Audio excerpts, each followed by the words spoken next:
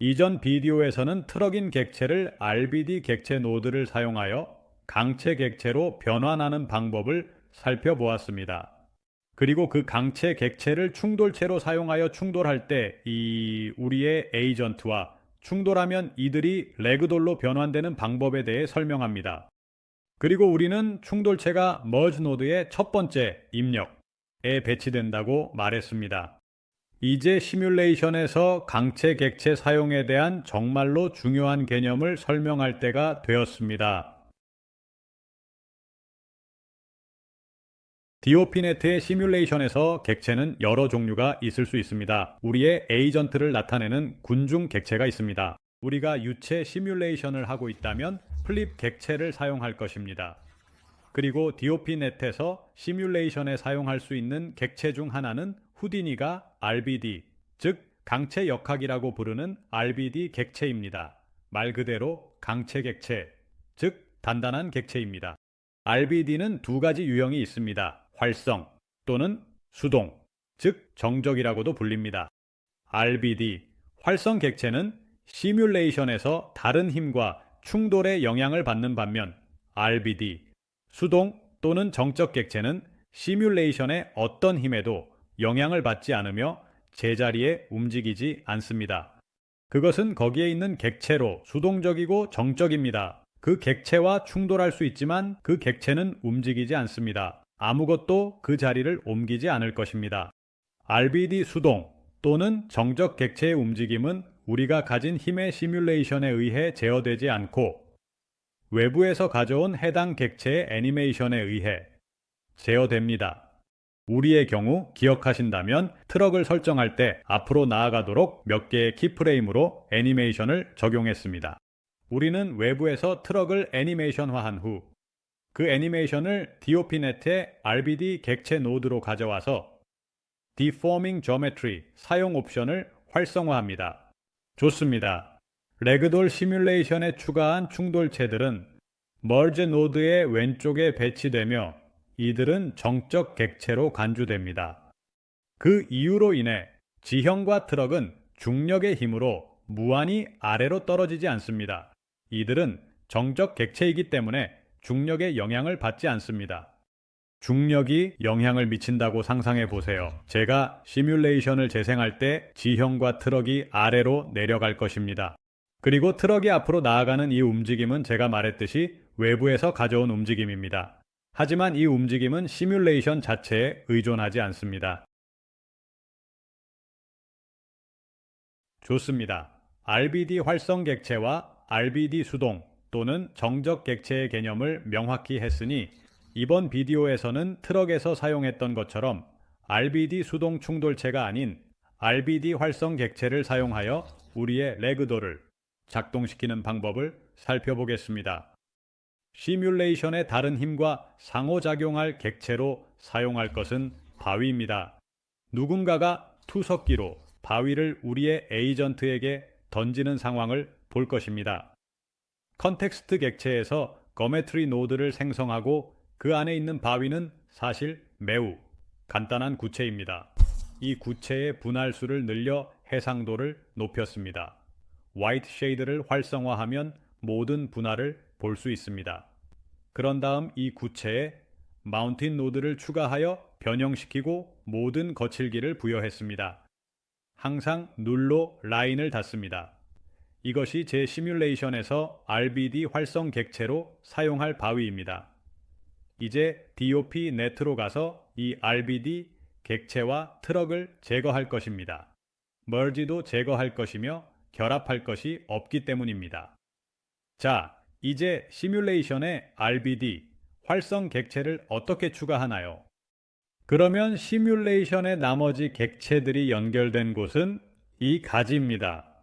이것은 군중 객체의 첫 번째 블록으로 내 에이전트를 나타내는 객체입니다. 이제 RBD 객체 노드를 생성할 것이고 여기에서 merge를 추가하여 군중 객체의 이 가지를 내 새로운 RBD 활성 객체와 연결할 것입니다. 그것은 내 구체, 내 바위, 연결하면 뷰포트의 구체가 나타나지만 그 구체는 여러분의 것이 아닙니다. 그건 노드에 기본적으로 있는 기하학으로 우연히도 구체입니다. 소프트 패스로 가서 여기에서 내 구체인 rock, out의 스피럴을 선택합니다. 여기 있습니다. 이제 내 구체는 이렇게 되어 있습니다. 이제 use deforming geometry를 활성화해야 할까요? 아니요. 왜냐하면 내 객체인 바위는 애니메이션이 없기 때문입니다. 여기서 아무것도 가져올 필요가 없으므로 이 옵션은 비활성화한 채로 두겠습니다. Create Active.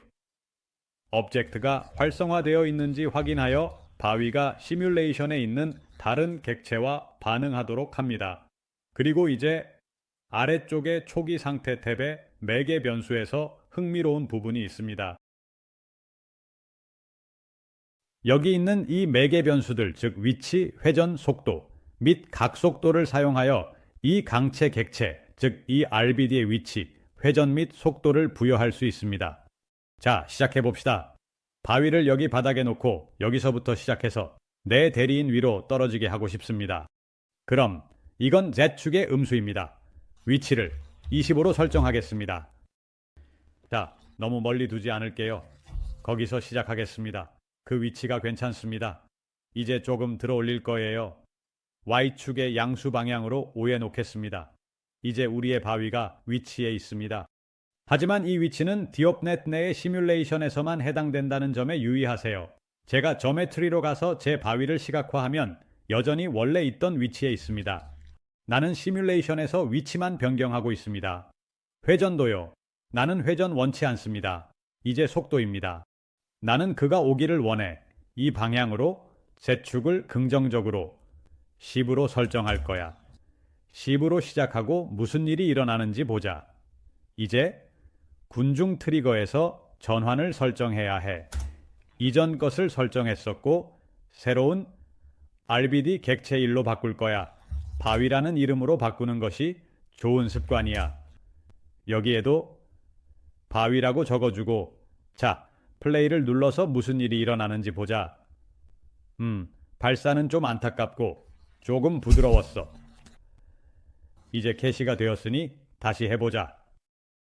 바위는 충분한 힘이 없어 지면과 튕기며 하나 또 하나 또 하나를 쳐내지만 가져야 할 충격이 없습니다. 하지만 여러분은 지금 무슨 일이 일어나고 있는지 보시죠. 그렇죠. 바위는 우리가 설정한 위치, 시작하며 Z축에서 10의 속도로 설정되어 있습니다.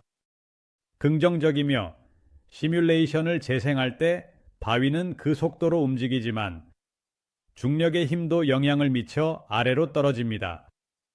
바위는 위에서 시작하여 떨어지며 계속 굴러가다가 결국 몇몇 대리인을 치게 됩니다. 이것이 능동 RBD와 수동 RBD의 차이점입니다. 이 가지에서 수동으로 설정했을 때 트럭은 어떤 힘의 영향을 받지 않았고 우리의 대리인과 충돌할 때도 전혀 움직이지 않았습니다. 그 수동 또는 정적 객체는 외부에서 가져온 애니메이션과 함께 앞으로 나아갔습니다. 이 경우 바위가 라그돌의 영향을 받는 것을 확인할 수 있습니다. 바위는 이 방향으로 오지만 충돌이 시작되면 한쪽으로 가고 다른 쪽으로 가게 됩니다. 다시 말해 라그돌은 또한 강체 객체로서 바위에 영향을 미칩니다. 두 객체 모두 능동적인 객체입니다. 이 객체에 좀 더 힘을 주겠습니다. 10은 충분하지 않다는 보았습니다. 20으로 설정하겠습니다. 우리의 바위를 던집니다. 하나가 날아갔습니다. 이제 더 많은 에너지를 가지고 있습니다. 자, 바위가 위로 날아가는 것을 봅니다. 저건 목이 부러졌습니다. 이거 주목하세요. 주에. 공!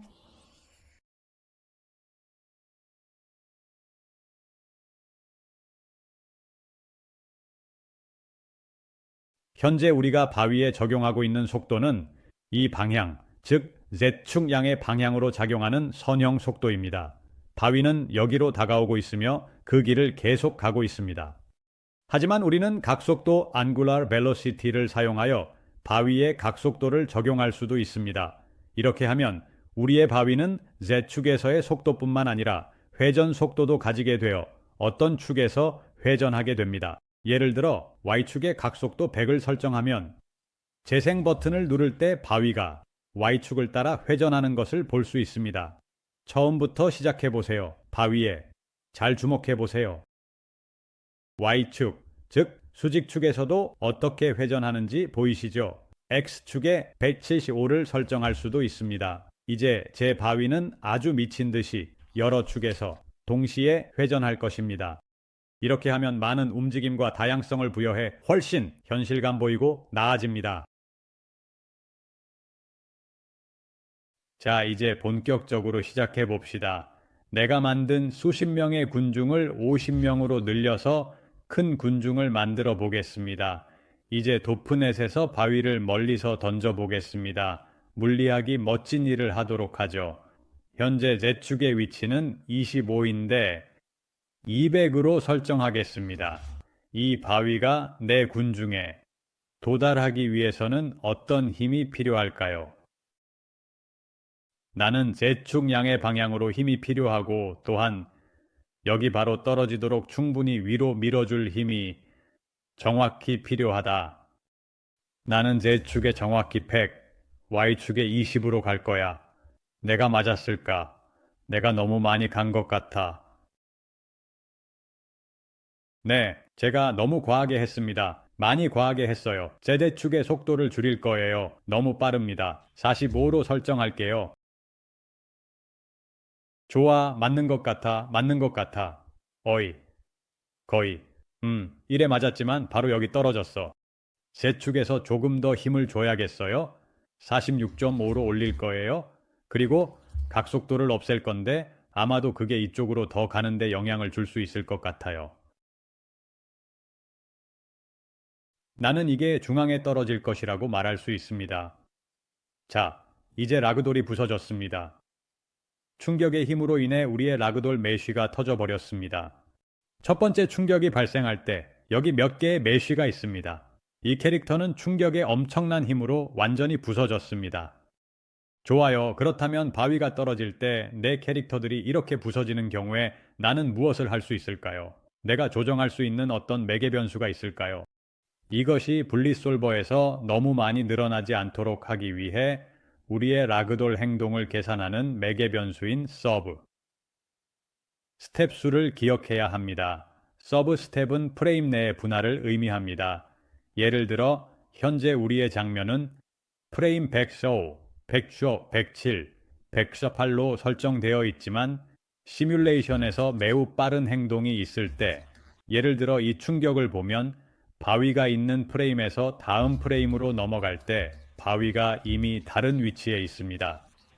우리의 도프넷 시뮬레이션은 프레임 103과 프레임 104만 계산하고 그 사이의 내용을 계산하지 않습니다.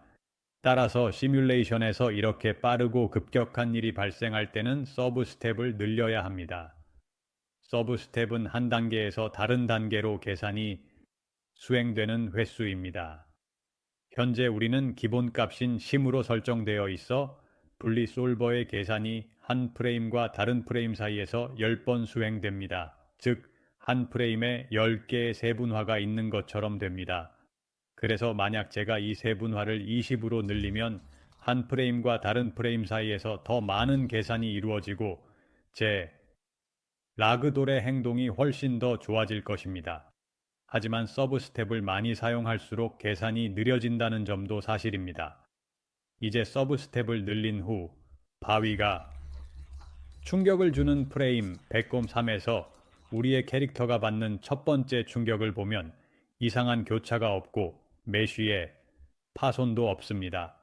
다음 프레임에서도 파손이 없습니다. 여기에는 너무 늘어난 목이 있지만 머리가 빠져나갔습니다. 하지만 이제는 그 큰 파손이 없습니다. 지금 이걸 한 번에 재생하면 이것은 우리가 이 비디오에서 하고자 했던 것을 설명하는 데 도움이 됩니다. 그것은 라그돌 시뮬레이션에서 활성 RBD를 사용하는 방법이었습니다.